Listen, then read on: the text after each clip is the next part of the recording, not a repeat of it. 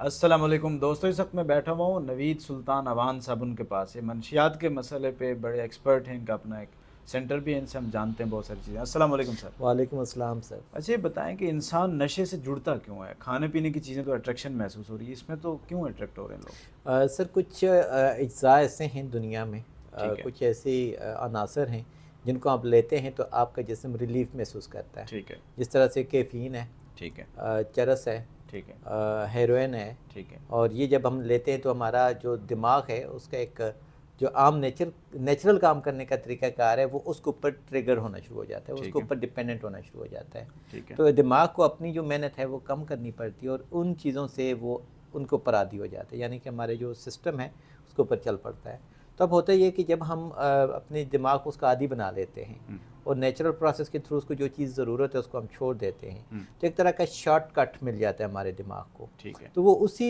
Substance का आदी हो जाता है। ठीक है। मिसाल के तौर पर मुझे नींद नहीं आती, ठीक है। तो एक नेचुरल प्रोसेस ये है कि रात को मैं सो जाऊँ, मोबाइल फ़ोन ऑफ़ कर दूँ, शोर शराबे से हट जाऊँ, तो मुझे अल्लाह करेगा नींद आ जाएगी। या मुझे कोई परेशानी ना हो, या परेशानी है तो उसको कम करने की कोशिश करूँ। लेकिन जो ही लोग उसको नींद की गोली लेना शुरू करेंगे विदाउट सुपरविजन, तो उसमें ये होता है कि दिमाग उसका आदी हो जाता है। ठीक है। और एक ख़ास हद के बाद दिमाग को मज़ीद चाहिए होती है, वो उसकी मिकदार बढ़ती जाती है। करते करते इस हद तक हो जाता है कि इंसान के पास ढेरों गोलियां होती हैं और नींद की जो मिकदार है वो कम हो जाती है। तो जब तक वो गोली ना ले तो उसको नींद नहीं आएगी, और जब नींद नहीं आएगी तो वो चिड़चिड़ापन हो जाएगा। यानी कि एक चीज़ के साथ दूसरी, दूसरी के साथ तीसरी, तीसरी के साथ चौथी निकलती जाएगी। तो इसको हम कहते हैं ड्रग डिपेंडेंट होता क्या है। ठीक और है। बंदा चाह कर भी छोड़ नहीं पाता। ठीक है। उसको पता होता है कि इसके नुकसानात हैं। नुकसानात क्या हैं सर? हाँ, इसके नुकसानात बहुत सारे हैं। आपको अगर ड्रग डिपेंडेंसी की तरफ जाएंगे तो सबसे पहले तो आप अपनी फ़िज़िकल लाइफ को देख लें। मेडिकल ठीक है। लाइफ है जो अमूमन लोगों के जो जिगर का मसला आता है वो इसी के थ्रू आ रहा होता है। अल्कोहल जो है आपके स्टमक को भी डिस्टर्ब करती है और बहुत सारी चीज़ें इसमें आती हैं। फिर उसके अलावा आप मज़ीद आगे चलें, कुछ लोग जो इंजेक्शन लगाते हैं, आपकी स्किन के प्रॉब्लम्स आते हैं। फिर HIV ट्रांसफ़र होता है, हेपेटाइटिस C ट्रांसफ़र होता है। ये तो कुछ सीधा सीधा मेडिकल माइंड ही को है। कैसे डिस्टर्ब हाँ, करता है? ये मेडिकल ही हैं। फिर दूसरा उसमें हम आ जाते हैं साइकेट्रिक या साइकोलॉजिकली अगर हम देखें तो बंदा डिपेंडेंट हो जाता है। उसका बिलीव होता है कि जब तक ये मैं लेता रहूँगा तब तक मैं ठीक हूँ, जब तक मैं नहीं लूँगा तो मैं ठीक नहीं हूँ। तो वो फिर उसके ऊपर डिपेंडेंट हो जाता है और उसका एक बिलीव बना हुआ होता है कि मैंने ये ले लिया तो मेरा सब कुछ ठीक है। इवन कि सिगरेट तक की आप देख लें कि कोई जब बंदा पी लेता है तो उसके बाद उसका सारा अपने आप को मूड। अच्छा, सिगरेट भी नशे की कैटेगरी में आता है? सिगरेट आता है, क्योंकि नशा हम एक्चुअली पहले ज़माने में इतना नहीं कहते होते थे इस चीज़ को, लेकिन हम नशे के लिए वर्ड यूज़ करते हैं डिपेंडेंसी, डिपेंडेंट हो जाना। डिपेंडेंसी, ठीक है। तो ज़ाहिर बात है हम सिगरेट पे डिपेंडेंट हो चुके हैं, तो वो हमारे लिए परेशान और कौन ये चीज़ भी है। इस तरह की नेगेटिव असरात डाल रहा है। जब आप उसको नहीं लोगे तो फिर आपको पता चलेगा कि कितना ज़्यादा ख़राबी ये लोग लड़ते हैं। वो जो मैं कह रहा था कि साइकोलॉजिकली आप डिपेंडेंट हो जाते हो, आपका मूड ख़राब हो जाता है, आपको गुस्सा ज़्यादा अच्छा, आता ये है। हमारी जो चाय है इसमें भी होती है निकोटीन? चाय हमारी एक कैफ़ीन नाम का एक सब्सटेंस है, ठीक है। उससे बनी हुई होती है, जिसको हम लेते हैं तो हम अपने आप को खुशगवार समझते हैं। तो क्योंकि उसकी मिकदार बहुत कम होती है ठीक है। और बहुत ज़्यादा यूजेबल है पूरी दुनिया में ही, तो उसको फिर इतना ज़्यादा यानी नशे में हम नहीं डाल सकते, लेकिन मतलब सिगरेट से है, लेकिन शुरुआत। नारकोटिक्स की कैटेगरी में ठीक नहीं है, लाते। यानी सिगरेट से शुरू हो जाता है काम। सिगरेट से शुरू होता है, इवन चाय से शुरू होता है। ठीक है। किसी भी चीज़ पे आप डिपेंडेंट हो गए। फिर उसके बाद चरस है। फिर चर्च का क्या नेगेटिव इम्पैक्ट है सर? चरस आपका, अगर आप कुछ अरसे तक चरस यूज़ करते रहे तो एक तो ये कि आपका वज़न कम हो जाता है, ठीक है। भूख लगनी बंद हो जाती है, चिड़चिड़ापन हो जाता है और साइकोटिक फीचर्स आ जाते हैं। ठीक है। ठीक है। और फिर इसके बाद ये है कि आपका मुंह खुश्क होना शुरू हो जाएगा। और फिर ये है कि आप जब तक वो पियोगे नहीं तो आप अपने रोज़मर्रा की रूटीन को पूरा नहीं कर पाते। नहीं, इसमें जो मरीज़ है, या आप कह लें कि नशे चरसी, उसको हमारे यहाँ चरसी रू भी कहते हैं, जहाज़ भी कहते हैं लोग, और लेने वाले इसको दवाई भी कहते हैं। तो इससे कोई दुख उनका दूर होता है? हाँ, दुख देखिए दूर नहीं होता, लेकिन ये है कि किसी हद तक वहाँ से वो डिस्कनेक्ट हो जाते हैं। ठीक है। ये बिल्कुल ऐसे ही है कि एक जगह पर कोई गंदगी पड़ी हुई है, कोई परेशानी की चीज़ें हैं या कोई शोर शराबा हो रहा है, तो आप कोई ड्रग लेते हैं, चरस ठीक लें, है। हेरोइन लें, जो कुछ लें, तो आप वक्ती तौर पर आप समझ लें कि वो चीज़ आप भूल जाते हो। हकीकत से आप दूर नहीं होते, लेकिन ये है कि वक्ती तौर पर आप उन चीज़ों से दूर हो जाते हो। तो इसलिए जो लोग अक्सर लेते हैं, कुछ अपने दुख को ख़त्म करने के लिए या कम करने के लिए, कुछ अपने प्लेजर के लिए लेते हैं, कुछ रिक्रिएशनल के तौर पर लेते हैं। ठीक है। आजकल जो चल रहा है, क्योंकि मैं देख रहा होता हूँ कि अक्सर जो अगर एक हमारे पास 50-60 साल का भी बंदा आता है तो उससे हम ये पूछते हैं कि फ़र्स्ट टाइम आपने कब और क्या यूज़ किया था। तो सबसे ज़्यादा टीन एज में सिगरेट यूज़ हो रहा है, फिर उसके बाद थोड़ा सा यूं ही आगे जाते हैं तो वो लेवल बढ़ते जाते हैं। फिर इस पे नस्वार भी है साथ में, चरस भी है साथ में। अच्छा, नस्वार और सिगरेट इनमें ज़्यादा ख़तरनाक चीज़ क्या है? ख़तरनाक तो दोनों ही हैं, ठीक है। लेकिन सिगरेट क्योंकि आपके डायरेक्टली लंग्स में जाता है और आपको मेडिकली ज़्यादा डैमेज करता है, और नस्वार क्योंकि आपके लंग्स में नहीं जाती, मुंह में ही रहती है, तो ये मुंह का कैंसर वगैरह और उन चीज़ों की तरफ जाती है। तो दोनों ही अपनी अपनी जगह पर ख़तरनाक है। ज़्यादा किस में वो है डेंजरस हेल्थ के लिए? देखिए डेंजरस तो दोनों ही हैं, ठीक है। वही बात है कि पिस्टल की गोली ज़्यादा डेंजरस है या राइफ़ल की? इनमें से राइफल की कौन सी? दोनों ही जो है ना सेम है। नुकसान आपको एक जैसा पहुंचाएंगी, लेकिन ये कि लंग्स का ये होता है सिगरेट का, क्योंकि वो आपके लंग्स तक पहुंचता है, वो ज़्यादा डैमेज वो आपको ज़्यादा डैमेज कर रहा होता है। तो नस्वार जो है कि वो आपके मुंह तक ही रहती है। अच्छा, ये आइस क्या चीज़ है सर? आइस आइस एक केमिकल नाम है, एक एम्फेटामाइन एक चीज़ है, ठीक है। एक केमिस्ट्री के केमिकल है, तो उसको यूज़ करते हैं लोग रॉ फॉर्म में। वो और यूज़ कैसे होता है? सिगरेट में डाल के लेते हैं? नहीं, इसको इस तरह से करते हैं कि इसकी दो चीज़ें हैं, एक है एम्फेटामाइन और एक है मेथाम्फेटामाइन। ठीक है। एम्फेटामाइन एक मेडिसन है जो कि स्लो लर्निंग के बच्चों को या कोई भी साइकियाट्रिस्ट जो है प्रिस्क्राइब करते हैं अपने एतबार से, ट्रीटमेंट प्लान के एतबार से। और जब मेथाम्फेटामाइन होती है तो वो एक क्रिस्टल फॉर्म में है आपके पास, विदाउट मतलब कि एक फार्मास्यूटिकल उससे हट के आती है, ठीक है। तो लोग इसको जब यूज़ करते हैं तो इससे वो ज़्यादा अलर्ट हो जाते हैं, ज़्यादा अपने आप को पुरजोश समझते हैं, उनको पेन नहीं महसूस होगा, और कुछ केसेस में तो ऐसा होता है कि वो रियलिटी से दूर हो जाते हैं, कान बजना शुरू हो जाते हैं, साइकोसिस में चले जाते हैं, और उनको एक मज़ा भी आ रहा होता है, लेकिन उसके अंदर एक थकावट भी होती है, और ऐसे में हादसात बहुत ज़्यादा हैं।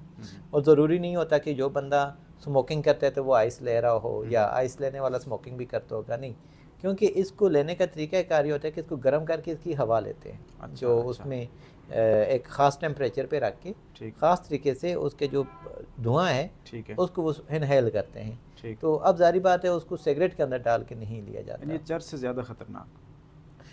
चर्च तो एक बहुत नॉर्मल है इसके हिसाब से। अच्छा, आइस के साथ आइस ज़्यादा चर्च जो है क्योंकि एट अ टाइम आपके साथ मूड स्टेबलाइज़र का काम करती है, कभी ये डिप्रेसेंट और कभी एंटी एक्सोलाइटिक के तौर पर काम कर रही होती है, जबकि आइस जो है ये स्टिमुलेंट है, ये आपको स्टिमुलेट करती है, ठीक है। आपके अंदर एनर्जीज बहुत ज़्यादा डाल देती है।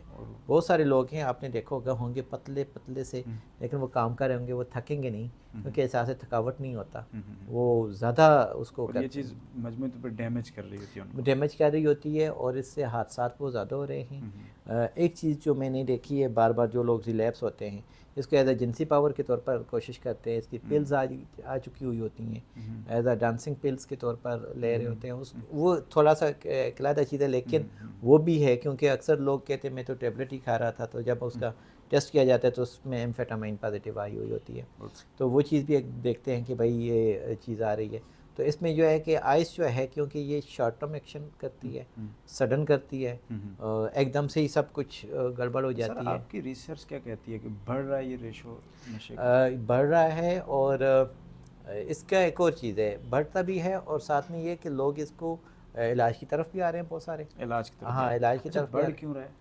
बढ़ इसलिए रहा है कि एक्सपोजर ज़्यादा होता जा रहा है। ठीक है। जितना ज़्यादा एक्सपोजर होता जा रहा है लोगों को पता चलता है, तो कहते हैं चलो ये ट्राई कर लो। बिजनेस और ये चीज़ें भी जुड़ गई हैं ना? बिजनेस भी जुड़ रहा है, जितना आप देखें जो कोई भी चीज़ आपको ईजी अप्रोचेबल हो, सस्ती हो, प्लेयर दे रही हो, तो हर कोई करता है। और अक्सर एक कहावत है जी, मुफ्त का शराब काजी को भी हलाल है कि पता नहीं क्या।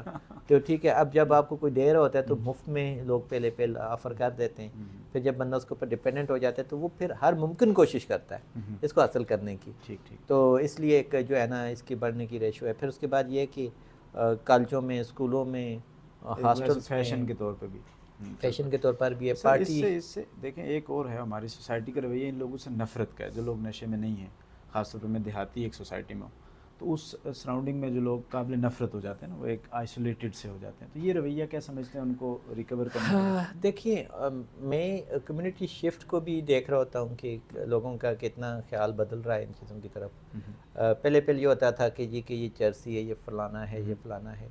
आजकल वो कंसेप्ट इतना इसलिए नहीं है क्योंकि आजकल आपके बड़े बड़े जो है ना अदारों के इंचार्ज जो होते हैं वो भी ड्रग ले रहे होते हैं, एक फैशन के तौर पर जब ले रहे होते हैं। नफरत नहीं है ये हाँ, इतना काबिल नफरत नहीं समझ रहे होते, जिसकी वजह से ये एक्सेप्टेंस हो रही है। ठीक है। मैंने बहुत सारे लोगों को ये देखा कि वो कहते हैं कि यार बेटा मेरा आइस ले रहा है ना, तो ठीक है चरस पीता रहे, ठीक है। हाँ, काबिल नफरत वही बात है कि फाइनेंशियल एक स्टेटस भी होता है। जो गरीब बंदा है जिसके पास नौकरी चाकरी नहीं है और कुछ नहीं है, तो उसको ज़्यादा काबिल नफरत समझेंगे। एक वहीं पर एक बंदा आता है, वो बड़ी सी गाड़ी में आकर इवन के 4-5 बंदों को भी मार देता है, तो सारे लोग उसको सपोर्ट कर रहे होते हैं। तो हाँ जी, वो ड्रंक है नहीं है, जो भी है वो चीज़ें उस तरह से होती हैं। डिपेंड करता है कि वो किस तरह की प्रोफाइल बनने की किस तरह ये से। हमारे सोसाइटी के हिसाब से अगर हम लोगों को वापस नॉर्मल लाइफ की तरफ लाने की कोशिश करें तो उसमें आप क्या हेल्प कर सकते हैं, आपका इदारा क्या हेल्प कर सकते हैं? हम तो एक साइको एजुकेट कर सकते हैं। पेरेंट्स को पता हो कि भाई हमने अपने बच्चों के ऊपर नज़र रखनी है, ठीक है। और अगर कोई ऐसी नज़र चीज़ आ जाए तो एकदम से शौक नहीं होना, ठीक है। प्यार मोहब्बत से बिठा के उनको एक रोल मॉडल के तौर पर बताएं। ठीक है। पहले तो खुद सिगरेट ना पिएं, खुद चरस ना पिएं, खुद शराबें ना पिएं, क्योंकि जब आप खुद नहीं करेंगे तो आप दूसरे को मना करने में ज़रा आसानी हो जाएगी। ठीक है। फिर दूसरा ये कि आपको लगता है कि लॉस ज़्यादा हो रहा है और वो समझ नहीं पा रहा, ठीक है, और उसको फिर आप काउंसलिंग सेशंस के लिए ले आएँ। पहले ऑनलाइन सेशंस करवा लें, बेशक उसका थोड़ा सा अंदाज़ा हो सके कि उसको डर ना हो कि मुझे पकड़ के बंद करेंगे। ठीक है। फिर उसके बाद अगर ऐसा बात नहीं होती तो OPD में लेकर आए। ठीक है। फिर अगर ज़रूरत पड़ती है साथ में साइकेट्रिक मेडिसिन का यूज़ करें। ठीक है। फिर भी लग रहा है कि लॉस ज़्यादा है और प्रोडक्टिविटी कम है, एडमिशन के बिना काम नहीं हो सकता, तो फिर उसको एडमिट करके डिटॉक्स कर लें। ठीक है, डिटॉक्स होने के बाद वो थोड़ा सा, अगर उसको कोई और बिहेवियरल इश्यूज़ नहीं है और वो खुद छोड़ना भी चाहता है तो आराम से छूटा जा सकता है। अगर वो खुद नहीं छोड़ना चाहता तो फिर एक चैलेंज होता है उसको पहले मनाना, समझाना, और अगर उसको साथ में कोई मेंटल हेल्थ इशू है जैसा कि सुइसाइडल थॉट्स हैं या पर्सनालिटी इशू साथ में चल रहे हैं, ठीक है, तो ऐसे में ये मज़ीद जो है ना कम्प्लेक्स हो जाता है। तो जितना बंदा एज ज़्यादा होती जाएगी उतने ज़्यादा उसकी पर्सनालिटी डिसऑर्डर के जो ट्रेड्स हैं वो स्ट्रॉन्गर होते जाएंगे और उसको मैनेज करना उतना ही मुश्किल होता है। अच्छा, सख्ती मार दाड़ ये कितनी इफेक्टिव हो सकती है, इससे छूट सकती है? देखिए, मार धाड़ अगर से कोई ठीक हो सकता तो शायद सारी दुनिया ठीक हो चुकी होती। गुड। या सख्ती से कोई ठीक होना होता तो ठीक हो चुका होता। ये होता है आपका, हमारा अभी जैसे एक मोटो है कि भाई आप हम काम किस तरह से करते हैं। ठीक है। हम थॉट्स पे काम करते हैं। ठीक है। थॉट है, फिर उसके बाद आपके इमोशंस पे काम करते हैं। गुड। और फिर आपके बिहेवियर पे काम करते हैं। एक साइंटिफिक मेथड है आपका। एक साइंटिफिक मेथड है। इदारे का नाम क्या सर? HLPS, happy life. इसी का वो हाँ, नाम। यही नाम है, हैप्पी लाइफ। हाँ, साइकोलॉजिकल सर्विसेज। ओके। तो यहाँ आपके पास कितने इस वक्त समझ लें कि नशे के आदी लोग, उन्हें हम चलो पेशेंट ही कह देते हैं, कितने हैं आपके पास? हमारे पास 30 बेड की कैपेसिटी है। ठीक है। ठीक है, तो हमारे पास एवरेज 18-19। तो आपका क्या तरीका क्या होता है, क्या करते हैं यहाँ? उनको ट्रेनिंग्स देते हैं, सिखाते हैं कुछ चीज़ें, या कुछ खिलाते भी हैं? ये बिल्कुल जैसे अभी आपसे बातचीत कर रहा हूँ, काउंसलिंग से बेहतर हो जाता है। तो कितने लोग आपने नॉर्मल कर दिए वापस? देखिए अभी तक हमारे पास कोई 500 के करीब समझ लें जो एडमिट होके गए हैं। ठीक है। और इसमें यही है कि पहले हम उसकी सोचों को, जैसे मैंने आपको बताया ना, सोच पे हाँ। क्या आया कि वो सोचता क्या था, किस चीज़ की तरफ हो गया। ठीक है। बहुत मुश्किल होता है, लेकिन मैं उनको अपनी टीम सारी हमारी लगी रहती है कि उसका ख्याल क्या है। ठीक है। उसके साथ जुड़े हुए इमोशंस क्या हैं। ठीक है। और उसके बाद उसके एक्शंस क्या हैं। ठीक है। तो उसके ख्यालात क्या ठीक हैं, अगर ठीक नहीं है तो हम उसको कहते हैं डिस्टॉर्टेड थॉट्स हैं। ठीक है। ठीक है। फिर इसी तरह से इमोशनल डिस्टर्बेंस आती है, इमोशनल डिसरेगुलेशन आती है। ठीक है। इसी तरह से बिहेवियर प्रॉब्लम आती है, और ये जो ड्रग है ये बिहेवियर प्रॉब्लम है, यानी कि ये आखिरी स्टेज है। तो बहरहाल हम इन तीनों चीज़ों को लेकर चल रहे होते हैं। ठीक है। इस दौरान अगर उनको मेडिकल इशू आ जाए, हमारे पास मेडिकल टीम है, वो अपना काम कर रहे होते हैं, क्योंकि मेडिकल प्राइमरी होता है, प्राइमरी से लेकर एंड तक आपके साथ चलता है, तो इसलिए आपको मेडिकल ऑफिसर की ज़रूरत होती है। बहुत ज़्यादा कुछ सीरियस पेशेंट भी आपने ला के नॉर्मल लाइफ की तरफ देखिए, बहुत ज़्यादा सीरियस हम लेते नहीं हैं। ठीक है। वजह ये होती है कि उसकी हम क्योंकि एक मेडिकल ऑर्गेनाइजेशन नहीं है। ठीक है। हम एक साइकोलॉजिकल हैं, मेंटल हेल्थ के ऊपर काम करते हैं। तो अगर कोई मेडिकल इशू ऐसा है जिसका हमें लगता है कि यहाँ पर मैनेज नहीं हो सकता, फिर तो हम उसको रेफ़र कर देते हैं। बिलफर्ज अगर वो ऐसा नहीं है, हमें लग रहा है कि वो बंदा यहाँ पर मैनेज हो जाएगा, बुनियादी मेडिकल जो एक्टिविटीज़ होती हैं, तो वो अगर उसमें हो जाता है तो फिर हम उसको यहाँ पर ही रखते हैं। लेकिन वो फिर उसके बाद नॉर्मल हो जाता है। नॉर्मल हो जाता है। और फिर साथ में साइकेट्रिस्ट की ज़रूरत होती है, क्योंकि जारी बात है कि आपकी थॉट्स डिस्टर्ब हैं, इमोशन डिस्टर्ब हैं, बिहेवियर डिस्टर्ब है, तो उनको कंट्रोल करने के लिए जो पीछे केमिकल कारफरमा होते हैं उनको मैनेज करने के लिए आपको मेडिसिन की ज़रूरत है, और वो मेडिसिन कंसल्टेंट साइकेट्रिस्ट के अंदर चाहिए होती है। तो वो फिर कंसल्टेंट साइकेट्रिस्ट जो होते हैं वो वीकली बेसिस पे या ट्वाइस अ वीक आकर उस चीज़ों को बेहतर करते हैं। फिर उसके साथ साथ जो होता है हमारी थियोलॉजिकल चीज़ें आ जाती हैं, कुछ लोगों के मजहबी ख्यालात डिस्टर्ब हुए होते हैं, उसके लिए हमारे कारी साहब होते हैं, ठीक है, आलिम दीन होते हैं, वो सारी चीज़ें करते हैं। फिर साइकोलॉजिस्ट जो होते हैं, उन सारी की ये प्रोफाइल जो आपको नज़र आ रही हैं, हर एक की प्रोफाइल सामने की हुई होती है, उसकी मेडिकल प्रोफाइल अलहदा बनी हुई होती है, मेडिकल टेस्ट्स होते हैं, साइकेट्रिक्स प्रोफाइल बनती है, फिर उसके बाद उसकी ये सोशल या साइकोलॉजिकल फाइल बनती है जिसमें वो अपनी फैमिली के हवाले से, ट्रामा के हवाले से हर चीज़ के बारे में बताता है।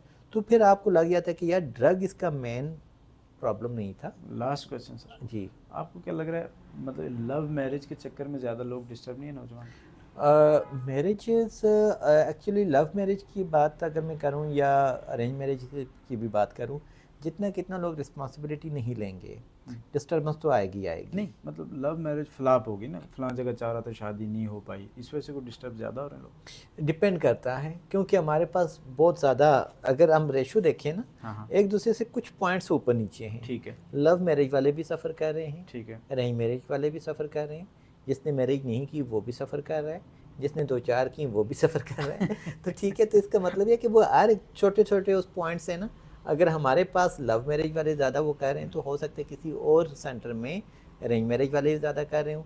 ये डिपेंड करता है कि आपके पास पॉपुलेशन किस एज की आ रही है। ठीक। तो हमारे पास तो ज़्यादातर वो आ रहे हैं बेचारे जिनकी मैरिजेस डिस्टर्ब हो चुकी हैं। ठीक ठीक। और कुछ का ऐसे है कि शिज़ोफ्रेनिया था, साथ में वो ड्रग पे लग गया, इतनी ज़्यादा चीज़ें कम्प्लेक्स हो गई, साथ में शादी करवा दी, क्योंकि हमारे यहाँ शादी को भी एज अ दवाई लिया जाता है। तो अब वो भी कामयाब ना हुई तो वो फिर हम कहते हैं कि जी कि ये शायद ही कामयाब नहीं हुई, एक्चुअली उसके पीछे बाकी जो चीज़ें थी वो हमने नहीं कर सके। थैंक यू सो मच आपको टाइम देने के लिए। ये सर इनका इदारा आपका उसका भी मैं इंट्रोडक्शन जी साथ हो ही गया, जी, उसका हम डिस्क्रिप्शन में डाल लेंगे, जो लोग आपसे हेल्प लेना चाहेंगे ज़रूर लेंगे। इंशाल्लाह। तो दोस्तों समझने की बात यह है कि जब भी कोई इशू हमारे सामने आ जाए तो एक पूरा रिसर्च बेस्ड एक चीज़ होती है, साइंटिफिक अप्रोच उसको कहते हैं। लठ लेके किसी के पीछे दौड़ना, उससे नफरत करना, धुतकार देना ये मसले का हल नहीं है, बल्कि इस तरह के जो एक्सपर्ट्स हैं उनकी मदद हमें चाहिए होती है, तब जाकर हम सोसाइटी को इस किस्म की चीज़ों से बचा सकते हैं, नौजवानों का ख्याल हम रख सकते हैं। तो इंशाल्लाह बहुत जल्द आपकी खिदमत सर हम लेंगे, वहाँ पे सेशंस वगैरह करेंगे, तो उम्मीद है कि आप हमें ज़रूर बताएंगे। Thank you sir. Thank you sir. अल्लाह हाफ़िज़। अल्लाह हाफ़िज़।